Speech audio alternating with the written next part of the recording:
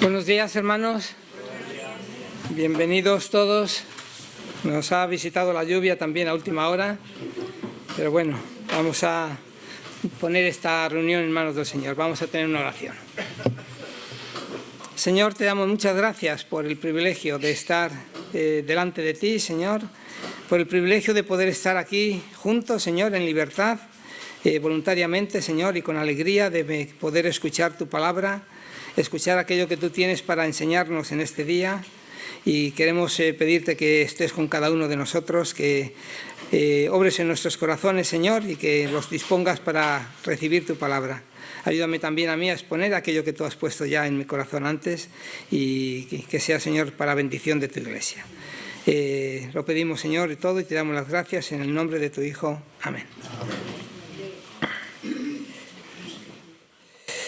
Bueno, retomamos hoy nuestras clases de estudio de la palabra, después del descanso de Semana Santa, y retomamos así los estudios que desde septiembre y a lo largo de este año lectivo venimos considerando, siguiendo una serie de doctrinas básicas y continuando teniendo como guía el catecismo de la nueva ciudad.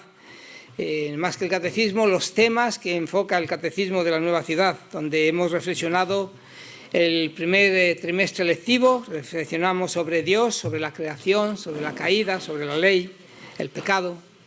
En el segundo trimestre tratamos los temas de la persona de Cristo, la redención, la salvación, la justificación, la santificación. Y hoy comenzamos el tercer y último trimestre lectivo, donde con la ayuda del Señor vamos a estudiar, entre otros temas, tales como el Espíritu Santo, la oración, las ordenanzas del Señor, la Iglesia, la esperanza del creyente, algunos temas más. Pero como veis, son temas muy básicos que debemos de conocer todos los creyentes para saber realmente dónde estamos asentados. Así pues, hoy vamos a dar comienzo a sentar las bases con uno de los temas doctrinales que podíamos decir que forman parte de lo que se denomina doctrina fundamental. Es el tema del Espíritu Santo. ¿Quién es el Espíritu Santo? ¿Es una persona? ¿Es una fuerza? ¿Es Dios? ¿No lo es? ¿Qué creemos al respecto sobre el Espíritu Santo? Este será nuestro tema de esta mañana. Ahora, como dice el Catecismo de la Nueva Ciudad, cuando trata este tema, el enfoque dice así: para los cristianos no suele ser difícil ver a Dios como Padre, y a muchos tampoco les cuesta ver a Dios como Hijo. Estos términos personales son fáciles para nosotros, porque nuestras vidas y relaciones están entretejidos inevitablemente con padres e hijos aquí en la tierra. Pero cuando se trata de Dios como Espíritu Santo, la cosa suele cambiar. Muchas de las doctrinas que encontramos en la palabra de Dios son enseñanzas exclusivas del cristianismo. Hace unos meses observábamos cómo el cristianismo es la única religión en el mundo que afirma que existe un Dios verdadero, un solo Dios verdadero, uno solo, pero que hay tres personas divinas en ese único Dios: el Padre, el Hijo y el Espíritu Santo. Y Dios, el Espíritu Santo, es llamado la tercera persona de la Trinidad. Es lo que forma realmente la doctrina de la Trinidad, lo que conocemos como la doctrina de la Trinidad. Pero aún hay más, puesto que ninguna otra religión ofrece nada semejante a lo que es el Espíritu Santo. Todos alientan a sus seguidores a que luchen con sus propias fuerzas para conseguir los objetivos religiosos de las distintas religiones, pero sin embargo la promesa del Señor ha sido: no os dejaré huérfanos, vendré a vosotros. Y nos prometió que nos enviaría un consolador, y que ejerce como consolador, como abogado, como ayudador, como guía, como maestro. Tantas cosas que podemos encontrar en la palabra de Dios al respecto del Espíritu Santo. Y el Espíritu Santo cumple todas estas funciones. Dentro de algunos sectores de la Iglesia cristiana, la persona y la obra del Espíritu Santo ha sido una cuestión controvertida. De tal manera que si bien se ha desestimado o apartado a veces como un tema conflictivo y difícil de considerar, o bien por el contrario se ha enfatizado en exceso en la obra o en el funcionamiento del Espíritu Santo, exagerado de manera desproporcionada en algunos aspectos. Probablemente muchas cuestiones del hecho de hacer tanto énfasis en el Espíritu Santo, en los dones del Espíritu Santo, en la obra del Espíritu Santo dentro del creyente, como opera dentro del creyente en la Iglesia, ha hecho que otras congregaciones más conservadoras hayan quizá relegado un poco yéndose al otro extremo, relegando un poco también la doctrina del Espíritu Santo. Así que quizá eso permite que en muchas iglesias no se exponga con demasiada asiduidad, especialmente las de orden más conservador. Y sin embargo es una de las grandes doctrinas bíblicas, fundamentales y básicas, que como cristianos debemos de considerar y conocer. Y sabéis que estamos haciendo estas lecciones, precisamente el catecismo, es repasar estas doctrinas básicas de nuestra fe.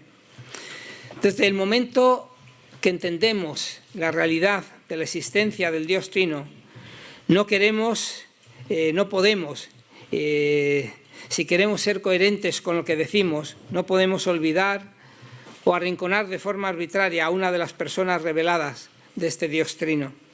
No podemos afirmar que conocemos a Dios Padre, que conocemos a Dios Hijo en la persona de Jesucristo, pero sin embargo desconocer en cierto sentido lo que es la obra del Espíritu Santo en cada uno de nosotros y en su Iglesia. No podemos olvidarnos del Espíritu Santo. Ahora, la realidad es que, como consecuencia de esta situación, algunos de los miembros de nuestra Iglesia nos puede ocurrir, como les ocurría a aquellos discípulos de Hechos 19, quienes cuando les preguntaron si habían recibido el Espíritu Santo, ellos tuvieron que confesar que ni siquiera sabían que existía un Espíritu Santo. Bien es cierto que todos nosotros conocemos y sabemos acerca de la doctrina del Espíritu Santo, sabemos acerca de la existencia, de la obra del Espíritu Santo, pero también es que algunos quizá prácticamente desconozcamos esta doctrina tan importante. Así que es importante que prestemos la atención a ello. Ahora, para que entendamos un poco la importancia que tiene el Espíritu Santo, lo que tiene en el desarrollo de la Iglesia y de la importancia que se le da en la Biblia, vamos a anotar las referencias que encontramos en el Nuevo Testamento, que son muy numerosas. Así, en los Evangelios sinópticos y en los Hechos se menciona el Espíritu Santo 88 veces, hay 120 menciones en las epístolas de Pablo, 14 menciones más en las epístolas generales, 17 más en Apocalipsis y 16 más en el Evangelio de Juan, lo que hace más de 250, creo que salen 255. Y son menciones inequívocas referente al Espíritu Santo. El Espíritu Santo es alguien que tiene mucho que ver con el desarrollo de la Iglesia. Tiene que ver mucho con la revelación, tiene que ver con el testimonio en la Iglesia. Nos llama, el Espíritu Santo obra en nosotros llamándonos al sometimiento de la palabra, nos otorga poder, sabiduría, nos capacita al creyente también para entender la Biblia, para poderla conocer. Obra en nosotros, nos convence de pecado, de justicia y de juicio, y tiene un papel muy importante en la regeneración de nuestras almas cuando aceptamos al Señor. Mora con nosotros. Entonces el Espíritu Santo es alguien con mucha importancia dentro de la vida del creyente. Pero no tenemos tiempo de tratar todos estos temas, sería casi para tratar cada uno de ellos por separado. Así que yo quería enfocarme en dos aspectos hoy. En principio, en el tema de su divinidad y en el tema de su personalidad. Y terminaremos haciendo simplemente mención de algunas de las obras que realiza el Espíritu Santo en nosotros y en la Iglesia. Así que, con la ayuda del Señor, vamos a empezar a enfocar el tema del Espíritu Santo, su divinidad. Realmente nos planteábamos al principio en las preguntas, ¿el Espíritu Santo es Dios? ¿No es Dios? ¿Qué es? ¿Qué podemos encontrar con Él? Así que vamos a tratar el Espíritu Santo y su divinidad. Al intentar estudiar la persona del Espíritu Santo, nos encontramos inicialmente con el hecho de que ya desde los primeros años del cristianismo surgieron algunas herejías que consideraban al Espíritu Santo bien como una deidad inferior creada por el Padre y el Hijo, quien a su vez había sido creado por el Padre, esto era el arrianismo, o bien como atributos o manifestaciones del Padre. El Espíritu Santo no era una persona, no era un ser divino, sino que eran algunos atributos, algunas manifestaciones del Padre, lo que se conoce como sabellianismo. Y creo que es importante notar que muchas de las herejías que han surgido a lo largo de la historia, y entre ellas estas que he mencionado, la realidad es que surgieron muchas veces como deseos sinceros de defensa de la fe cristiana, en muchos casos. Así, el deseo de un monoteísmo, mal considerado en cierto sentido, pero elaboraron doctrinas heréticas como esta del sabellianismo y el arrianismo, donde el deseo inicialmente se presupone sincero, pero con un grave error doctrinal, al no tener en cuenta muchos aspectos que declara la palabra de Dios y que nos muestra realmente la divinidad del Espíritu Santo en todos los aspectos. Y aunque estas enseñanzas fueron combatidas por la Iglesia y prácticamente fueron erradicadas, en siglos posteriores ha habido movimientos que, aunque difieren en algunos aspectos, tienen aspectos muy comunes con estas herejías.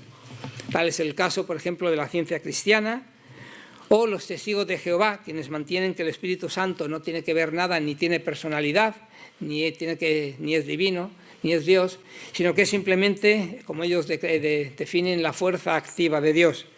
Un poco en el aspecto quitan la divinidad del arrianismo y también lo ponen como una fuerza, que es un poco el sabellianismo, una mezcla un poco de las dos. Y por tanto, ellos han vuelto otra vez a los orígenes de estas herejías que surgieron en los primeros años. Por tanto, creo que es importante que consolidemos muy bien cuál es la postura y la enseñanza de la palabra en cuanto a las personas de la Trinidad. Y dado que en este estudio vamos a considerar únicamente la persona del Espíritu Santo, nos vamos a centrar en lo que al respecto tiene que decir la palabra de Dios sobre él. 3 puntos son los que brevemente vamos a considerar como una muestra de la enseñanza de las Escrituras fundamentales en cuanto a su divinidad. En principio, tenemos los nombres que se le atribuyen.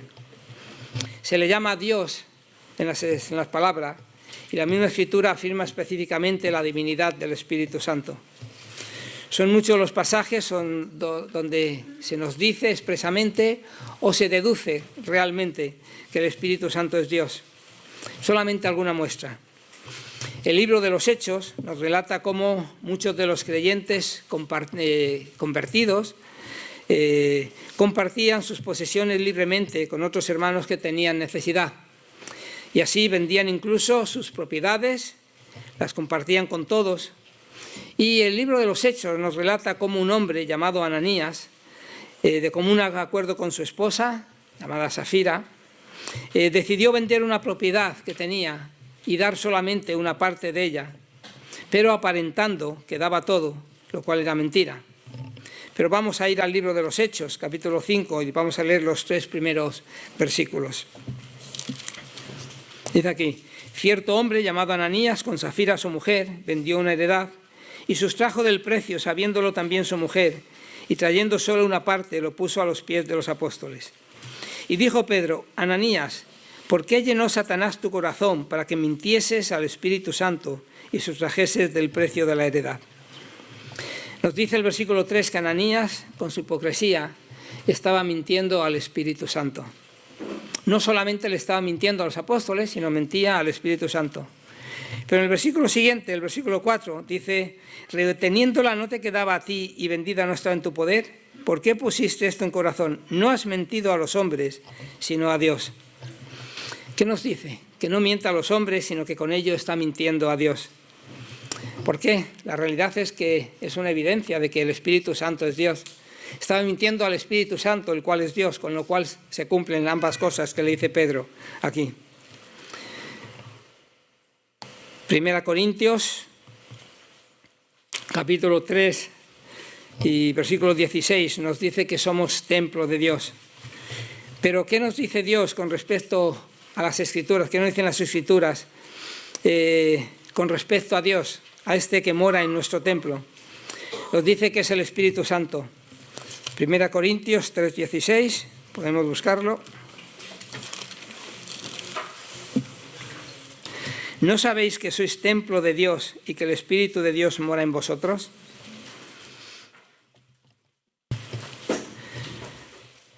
Nos dice que el Espíritu Santo mora con nosotros, pero si comparamos este versículo con el mismo que aparece en el capítulo 6 y versículo 19, notamos que donde nos dice primero que somos templo de Dios, en 6:19 nos dice que somos templo del Espíritu Santo. Como evidencia también exactamente igual que lo que hemos encontrado con Ananías y Zafira.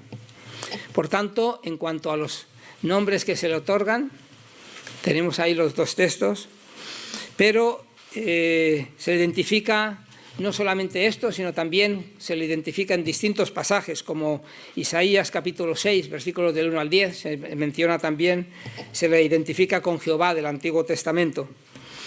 Ahora, vamos a ver en segundo lugar, aparte de los nombres que se le dan, cuáles son los atributos del Espíritu Santo. Creo que si nos preguntásemos cuáles son los atributos más notables de la deidad, con seguridad que diríamos estos, por lo menos 3, 4 de estos, que son eternidad, omnisciencia, omnipotencia y omnipresencia. En principio tenemos el tema de la eternidad. Dios es eterno por cuanto que es perdurable e inmutable.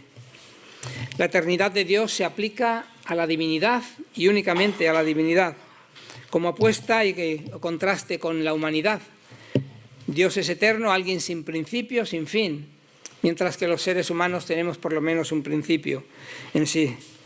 La eternidad solamente se puede aplicar a Dios, porque podríamos decir que describe la vida de Dios. El concepto de eternidad implica no creación. Toda persona creada no puede decir nunca que tiene eternidad. Por tanto, el Espíritu Santo es eterno, puesto que no ha sido creado, sino que siempre es Él. En Él, en el Espíritu Santo, no hay conceptos como más viejo o más joven. No existen los conceptos, ni en el Espíritu Santo, ni en ninguna de las personas de la Trinidad, como antes o después. Como dice Packer en uno de sus libros, dice: Dios no tuvo necesidad de que nadie lo hiciese, porque siempre estuvo allí. Existe para siempre y nunca cambia. Dios no envejece, su vida no crece ni mengua, no adquiere nuevos poderes ni pierde los que alguna vez tuvo, no madura ni se desarrolla, no aumenta en sabiduría ni en fuerza, ni se debilita con el paso del tiempo. No puede experimentar cambio para bien, porque ya es perfecto, y siendo perfecto no puede experimentar cambio para mal. Este creo que es una descripción muy concreta de lo que es el concepto de eternidad. Ahora, dice Hebreos 9:14, cuánto más la sangre de Cristo, el cual mediante el Espíritu eterno se ofreció a sí mismo sin mancha a Dios. Solamente este atributo que aplica el autor de Hebreos al Espíritu Santo sería suficiente argumento, aunque no hubiese ninguno otro, para poder afirmar que el Espíritu Santo es Dios. Puesto que el término eterno se aplica de forma totalmente propia solamente a Dios, pues nadie fuera de Dios es eterno en ningún aspecto. De tal forma que siendo que aquí se usa para referirse al Espíritu Santo, sería una prueba irrefutable ya en cuanto a que el Espíritu Santo es Dios, sin principio ni fin. Todos los demás seres que existen en el universo, quitando las personas de la Trinidad, nadie puede decir que es eterno. Solamente Dios puede decirlo. Por tanto, en cuanto a eternidad, tenemos ese aspecto. Otro de los aspectos importantes es el de omnipotencia. ¿En qué se muestra la omnipotencia del Espíritu Santo?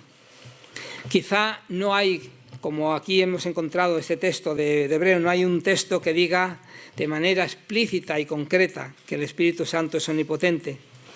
Aunque hay varios textos que hablan del poder del Espíritu Santo. Miqueas, Zacarías nos hablan de ellos. Isaías 11:2 nos dice que reposará sobre él el Espíritu de Jehová, Espíritu de sabiduría y de inteligencia, Espíritu de consejo y de poder. Es más, cuando la Anunciación, en Lucas capítulo 1, versículo 35, el ángel le dice a María: el Espíritu Santo vendrá sobre ti y el poder del Altísimo te cubrirá con su sombra, por lo cual también el santo ser que nacerá será llamado Hijo de Dios. Ahora, el Señor Jesús fue concebido por medio del Espíritu Santo. Él era el poder del Altísimo. Este poder omnipotente es el poder del Altísimo. El Altísimo tiene poder omnipotente y dice que el poder del Altísimo lo cubrió con su sombra y el Señor nació de María. Por lo tanto, hay evidencias y afirmaciones suficientes que nos hablan de la omnipotencia del Espíritu Santo. Pero también podemos percibir la omnipotencia del Espíritu Santo por medio de las obras que Él realiza. Job 33:4 dice: el Espíritu de Dios me hizo y el soplo del Omnipotente me dio vida. Salmo 104:30, que tenemos ahí, dice: envías tu Espíritu, son creados y renuevas la faz de la tierra. Luego tenemos otra función del Espíritu Santo que nos muestra también su omnipotencia, que es el Espíritu Santo como creador. Y en Romanos 8:11 nos dice también que el Espíritu Santo, que es quien levantó a Cristo de entre los muertos, y quien levantará de los muertos a los creyentes.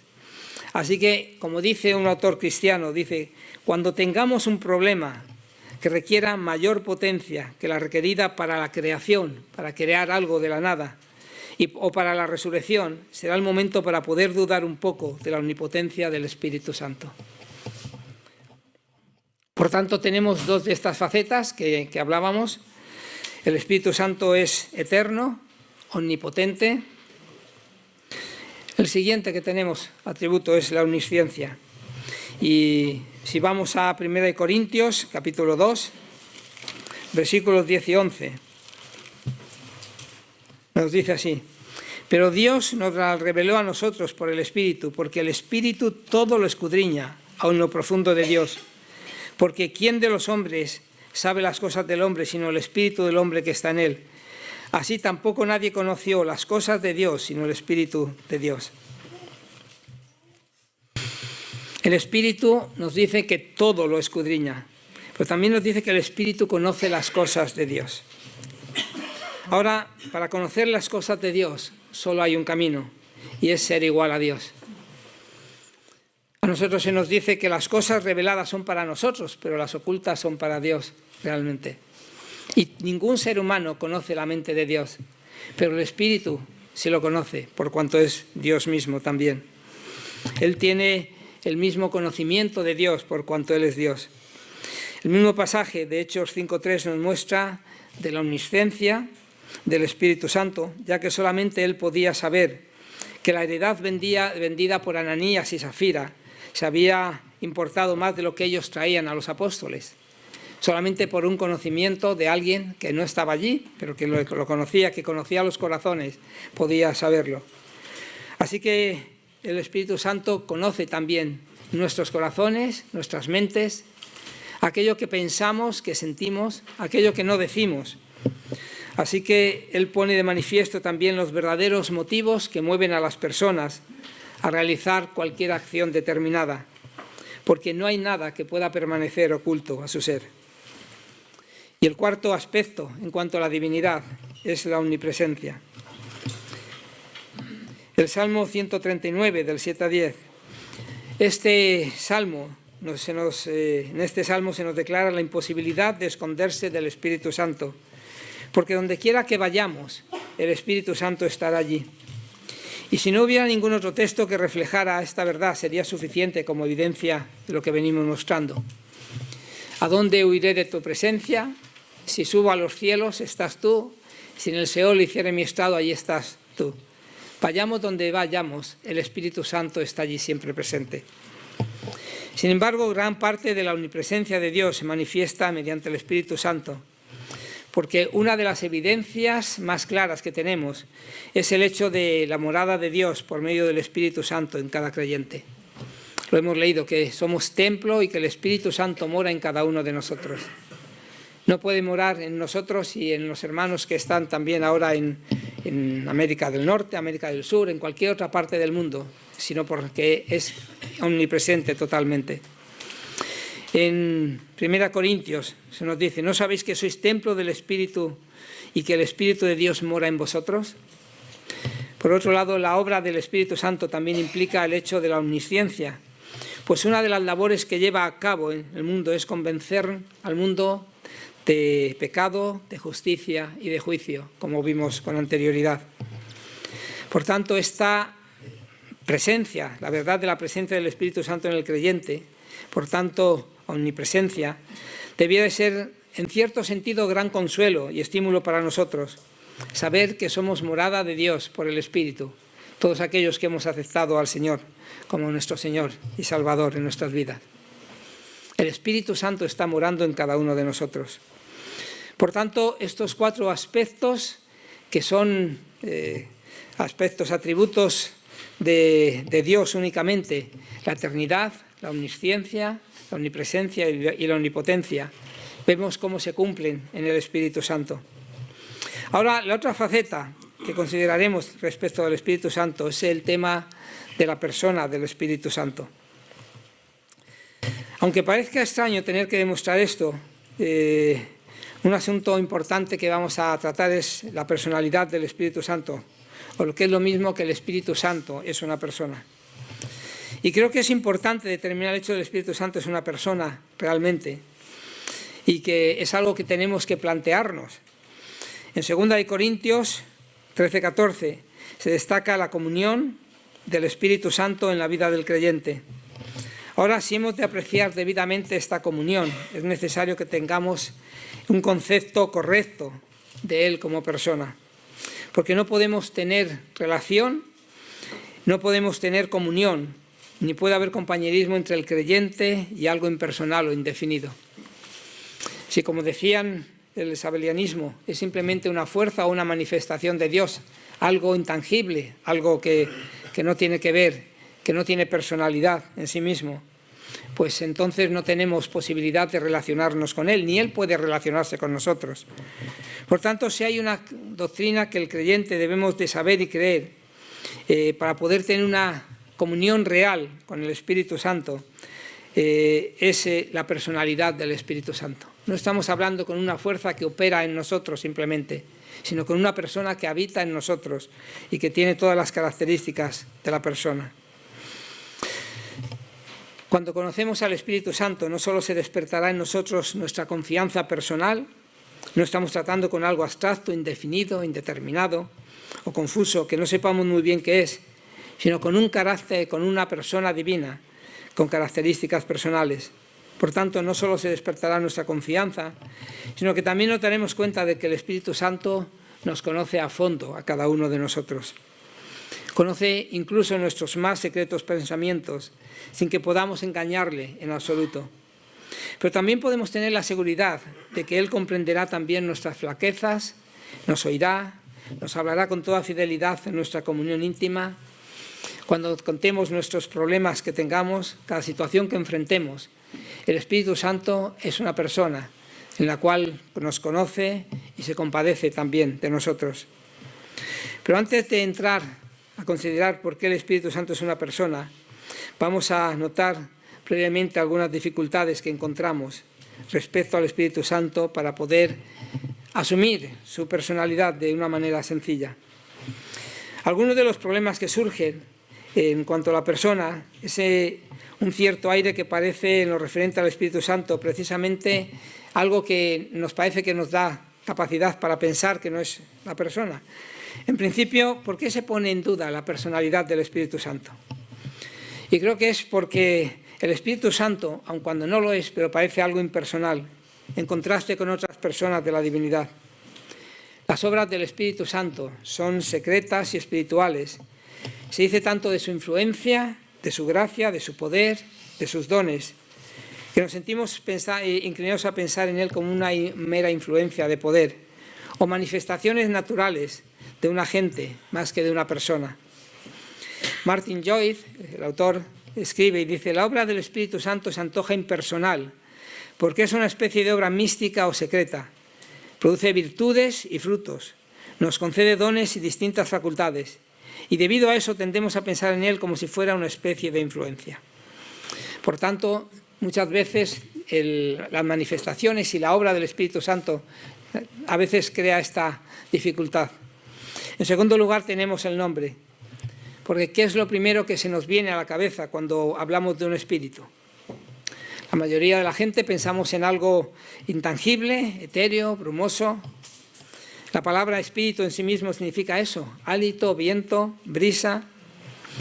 Dice Juan 3:8, el viento sopla de donde quiere y oye su sonido, mas ni sabes de dónde viene ni a dónde va. Así es todo aquel que es nacido del Espíritu. Es algo no palpable ni visible, que también nos puede llevar al pensamiento del Espíritu Santo como una influencia más que como una persona. Ahora, en tercer lugar, encontramos también la simbología que tiene el Espíritu Santo, que se utiliza en las Escrituras para hablar. Se nos habla del Espíritu Santo como aceite, como agua, como viento, como fuego. Todos son símbolos de algo que parece manejable, pero que no tiene una personalidad, que no es una persona. Y todo este aspecto de cúmulos vagos, imprecisos, nos condiciona a la hora de acercarnos a considerar la personalidad del Espíritu Santo. La pregunta que surge ante una propuesta de estas características es: ¿qué es una persona? ¿Cómo definiríamos nosotros a una persona? ¿Qué características deben poseer para que podamos considerar a alguien una persona? Y creo que tiene los tres atributos que básicamente son más comunes, propios de la personalidad. Es el intelecto, o capacidad de pensar, de conocer, de saber, las emociones, o la capacidad de sentir, y la voluntad, o la capacidad de decidir. Estas tres cualidades básicamente son las características más distintivas de la personalidad, del hecho de ser persona. Toda persona tiene un intelecto, que es algo que vamos a ver. Toda persona tiene emociones y tiene voluntad. Ahora, el Espíritu Santo tiene intelecto. Cuando el pueblo de Israel estaba vagando por el desierto, Dios se dirigió a Moisés para darle instrucciones de cómo debían de ser algunas de sus cosas, referentes sobre todo a la construcción del tabernáculo, cómo debía ser el altar del incienso, cómo tenía que hacerse el aceite de la unción, etc. Ahora, la Biblia nos dice que fue el Espíritu de Dios quien llenó de sabiduría, inteligencia y ciencia a Bezaleel para capacitarlo para que pudiera realizar los trabajos del tabernáculo en el desierto. Así que el Espíritu Santo necesita intelecto para capacitar a otras personas. Igualmente, Nehemías nos dice que aun cuando el pueblo de Israel se iba en pos de otros dioses, Dios mismo envió a su buen espíritu para enseñarles. Tiene capacidad, capacita a las personas, les enseña. Solamente alguien con una inteligencia puede realizar estas tareas de eso, de enseñanza.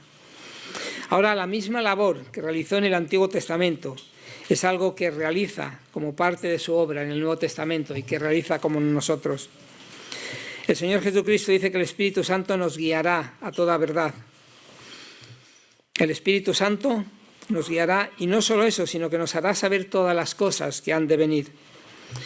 Y no es necesario indagar mucho en el Antiguo Testamento para hallar cómo el Espíritu Santo guiaba a muchos en los primeros años de extensión del Evangelio. Hechos nos relata cómo el Espíritu Santo guía a Felipe a acercarse a un carro del etíope, funcionario de Cándace, para que le explicase las Escrituras. O también cuando Pablo, Silas y Timoteo les es prohibido hablar del Evangelio en Asia Menor, península de la actual Turquía. O más adelante cuando pretenden ir a Bitinia, en dicha península, es el mismo Espíritu quien les impide y les dirige en otra dirección. Por tanto, otra cosa que hace el Espíritu Santo es que dirige. Y el mismo apóstol Pedro nos relata también cómo el Espíritu Santo le manda a ir con los enviados de Cornelio para ministrarle a este el Evangelio, dirigiéndolos para que el Evangelio se extendiese. Romanos nos dice: el que escudriña los corazones sabe cuál es la mente del Espíritu. ¿Tiene una mente, una fuerza, o lo tiene una persona? Hemos recibido el Espíritu Santo que proviene de Dios para que sepamos que Dios nos ha concedido, lo cual también hablamos no con palabras enseñadas por sabiduría humana, sino con las que enseña el Espíritu Santo. El Espíritu Santo tiene un intelecto y por eso puede capacitar, enseñar, guiar, dirigir. No solamente lo hizo en el Antiguo Testamento, sino que son también cosas que hace actualmente, hoy día. Ahora, el Espíritu Santo, entre otras cosas, también tiene una capacidad de emociones, tiene la sensibilidad o capacidad de sentir. Isaías 63:10 dice que fueron rebeldes e hicieron enojar su Santo Espíritu, por lo cual se les volvió enemigo y él mismo peleó contra ellos, pero se acordó de los días antiguos. El Espíritu Santo se enoja, tiene emociones, lo mismo que las tenemos nosotros. No solamente se enoja, sino que nos dice que el Espíritu Santo también se le puede entristecer. Dice Efesios 4:30, no contristéis al Espíritu Santo de Dios.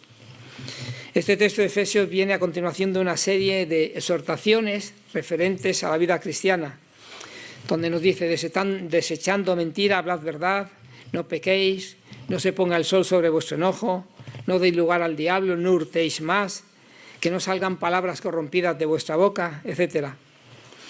Ahora, ¿por qué todas estas serie de enseñanzas, de ordenanzas en sentido negativo? Y creo que básicamente la causa es que todos estos pecados contristan, entristecen al Espíritu Santo. Lo hieren, hace que se duela. Cuando el Espíritu Santo vive y mora en nosotros, no solo sabe cuando hacemos estas cosas, sino que las siente de una manera profunda. Podríamos decir que se siente afectado por estas cosas, por estos pecados, y eso le hace entristecer y contristar. Por tanto, hay más a este respecto. Dice que en Romanos, también él nos dice que no sabemos muchas veces cómo pedir, pero que el mismo Espíritu intercede con gemidos indecibles, más allá de la comprensión humana. Cuando a veces en nuestras oraciones nosotros pedimos según queremos o según lo que deseamos nosotros, pero nos dice que es el Espíritu Santo quien intercede por nosotros realmente. También tiene, sobre todo, la capacidad de sentir amor. Romanos 15:30 dice: os ruego, hermanos, por nuestro Señor Jesucristo y por el amor del Espíritu, que me ayudéis orando por mí a Dios. Emociones propias de una persona. Quizá es una de las capacidades más claras de la persona, la capacidad de amar. No solamente de encariñarse, sino también del amor auténtico. Es el amor ágape, un amor de la misma calidad que el que tuvo el Padre al enviar al Hijo al mundo. En tercer lugar, el Espíritu Santo tiene voluntad independiente, tiene una capacidad para decidir. Las acciones que hemos visto con anterioridad requieren que quien las lleve a cabo esté dotado de inteligencia y de voluntad. Pero hay también otras muchas referencias en la Biblia que se atribuyen al Espíritu Santo y que implica que tras ellas hay una decisión de pensamiento y voluntad. Por ejemplo, el Espíritu Santo considera que una cierta acción o cierto proceder son mejores que otras. Hechos 15:28 dice: ha parecido bien al Espíritu Santo, es en el tema del Concilio de Jerusalén, dice: ha parecido bien al Espíritu Santo y a nosotros no imponeros ninguna carga más que estas cosas necesarias. En el Concilio de Jerusalén se trataron una serie de cuestiones respecto al proceder de los creyentes gentiles que venían a Cristo y se incorporaban a la Iglesia naciente. Y entre otras cosas estaba el tema de la circuncisión o no circuncisión. Pero además de esto había otras cuestiones legales respecto a la ley y los profetas. Al final de todas estas consideraciones, unos acuerdos que imponer, una serie de ordenanzas que imponer o que rechazar, unas que imponer y otras que rechazar. Y se necesitaba un discernimiento para ello. Ahora, ¿quién determinó qué es lo que se debía guardar y qué era lo que hacía falta guardar o no guardar? Sabemos que algunos de ellos eran los apóstoles, porque dice, ha parecido bien al Espíritu Santo y a nosotros, que están hablando los apóstoles. Pero también el Espíritu Santo hizo su elección ahí, guiándolos a ellos. Tiene una voluntad para elegir.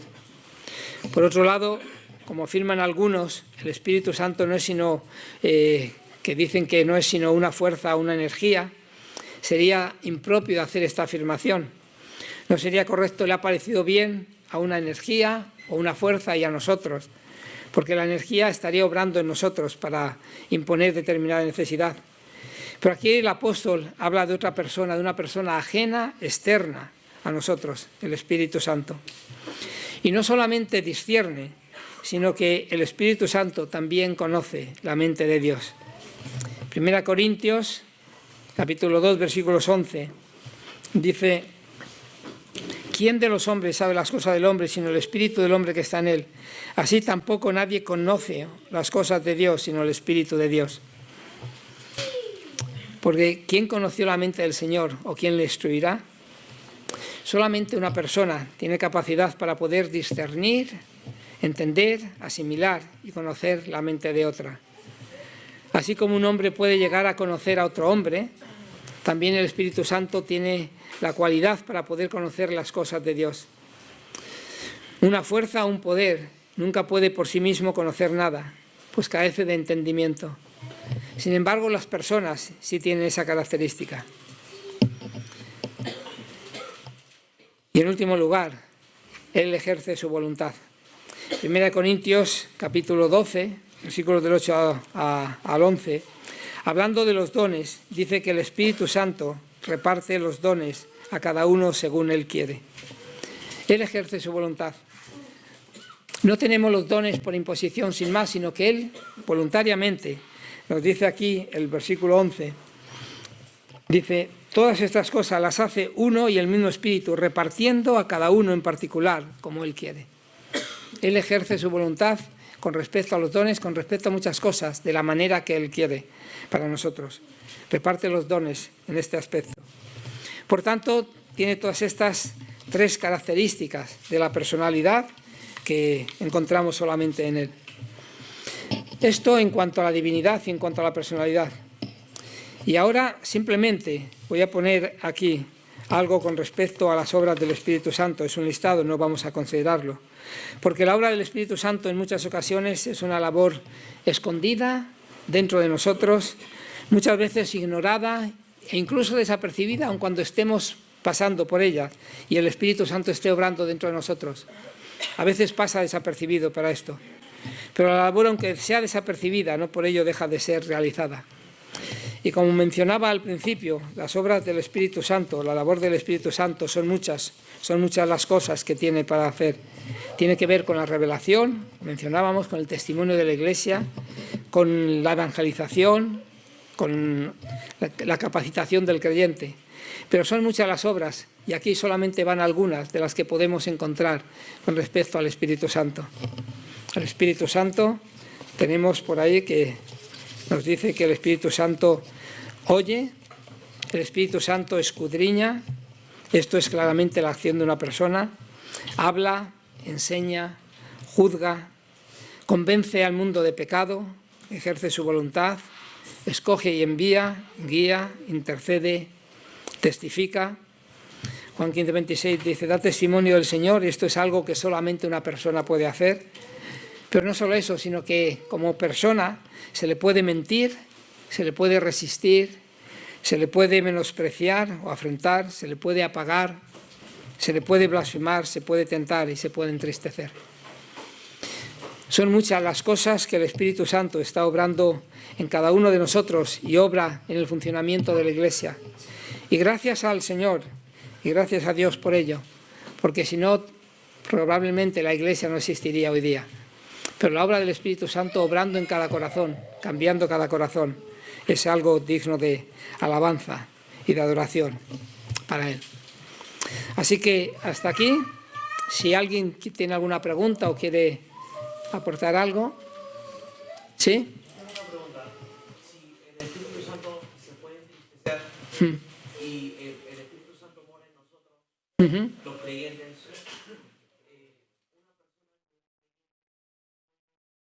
más susceptible a una persona que no lo es. Sin duda, vamos a ver, una persona creyente es sensible a la obra del Espíritu Santo dentro de él. Y nosotros cuando caemos, cuando pecamos en nuestras vidas, también somos susceptibles. Muchas veces el pecado en nosotros, cuando pecamos, el Espíritu Santo nos redarguye de pecado y nos hace tener esta sensibilidad que otras personas lo hacen sin más, sobre todo si no son creyentes y muchas veces sin considerarlo siquiera, no se lo plantean siquiera. Por tanto, el Espíritu Santo opera en nosotros para darnos esta sensibilidad en cuanto a nuestro pecado, a nuestras faltas, a lo que caemos. ¿Sí? Sí, en efecto, es algo que mencionamos, sí, lo mencionamos simplemente, no podemos tratar todo sobre el Espíritu Santo. El próximo domingo también se tratará algo y veremos algo al respecto. No es una lección exhaustiva de todo lo que es el Espíritu Santo. Por eso he mencionado todas estas cosas que aparecen aquí, son todas funciones del Espíritu Santo. Y el Espíritu Santo, claro que otorga dones, y como mencionábamos, los otorga libremente según Él quiere, y que voluntariamente, a cada uno según Él quiere. No son los dones que queremos tener nosotros, sino lo que el Espíritu Santo nos da. Y por supuesto que están los dones del Espíritu Santo. Y seguramente los veremos en otras clases. Sí. Como has dicho, es imposible hablar en este estudio, hablar de todas las características del Espíritu Santo. Hay una que quería reseñar, que es la de creador. Y creativo. El Espíritu Santo es creativo y estaba interviniendo en la misma creación de Dios. Perdona por el apunte, pero me parecía importante comentarlo. Y muchas más cosas, pero esa característica del Espíritu Santo me parece muy hermosa y muy destacable también.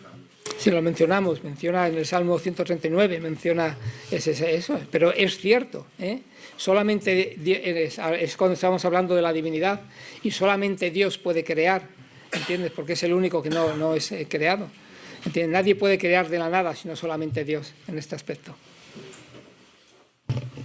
¿Alguna más?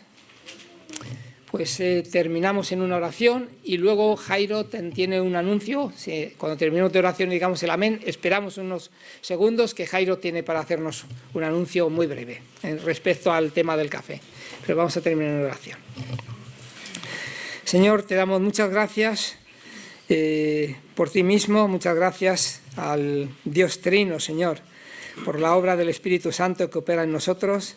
Muchas gracias por haberlo enviado, Señor, y no solamente enviarlo como algo ajeno, sino también para que esté con cada uno de los creyentes, habitando, morando en nosotros, guiándonos, Señor, y haciendo la obra dentro de cada uno de nosotros.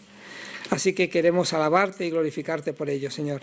Y pedimos que en nuestra vida, Señor, en nuestra vida particular, que tú obres y que el Espíritu Santo obre para convencernos, Señor, para que nos haga sensibles, Señor, ante cualquier pecado, ante cualquier falta con respecto a nuestro pecado, Señor, y a nuestra condición de hombres pecadores con respecto a ti, Señor. Gracias porque Él sigue obrando en nuestras vidas, sigue abriendo nuestras mentes para poder entenderte, para poder conocer más y más de ti, para poder acercarnos a ti. También, Señor, para convencernos de pecado, de poder arrepentirnos cuando caemos tantas veces. Pero también te damos muchas gracias por tu Hijo Jesucristo, quien pagó por todos nuestros pecados. Y ahora, Señor, en unos minutos, brevemente, vamos a poder reunirnos aquí para alabarte, para glorificarte y para hacer memoria de la obra de tu Hijo Jesucristo a favor nuestro. Pues ahora, Señor, despídenos, guárdanos y sigue guardándonos durante toda la semana, Señor. Pedimos todo esto en el nombre de tu Hijo. Amén.